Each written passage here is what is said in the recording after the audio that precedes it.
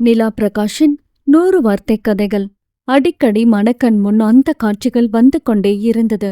ஒருவேளை அவர் சொல்ல வந்தத அதற்கு மேல் சிந்திக்க மறுத்து தலையை சிலுப்பினான் அகிலன். அழுகைதான் எஞ்சும் என்பதால் வாசிக்க அஞ்சி மூடி வைத்த புத்தகத்தின் கடைசி பக்கங்களைப் போன்றது அவனுக்கு சாயம்மாவின் நினைவுகள். சாயம்மா அவர்கள் வீட்டில் 20 வருடங்களாக வேலை செய்தவர். சாயம்மாவின் மேல் அம்மாவுக்கு திடீரென்று கோபம் வந்து வேலையை விட்டு நிறுத்தினார். பணவிடயம் என்று அப்பா பேசியது லேசாக நினைவில் இருந்தது. அன்று கடை வீதியில் அவனை எப்போதும் பார்க்கும் அன்பு முகம். சாயம்மாதான் தளர்வுற்றிருந்தார். ஏதோ தயக்கத்தில் அவர் பேச முயற்சித்தும் கடந்து வந்திருந்தான். 1 வாரத்தில் சாயம்மாவின் சாவு செய்தி வந்தது.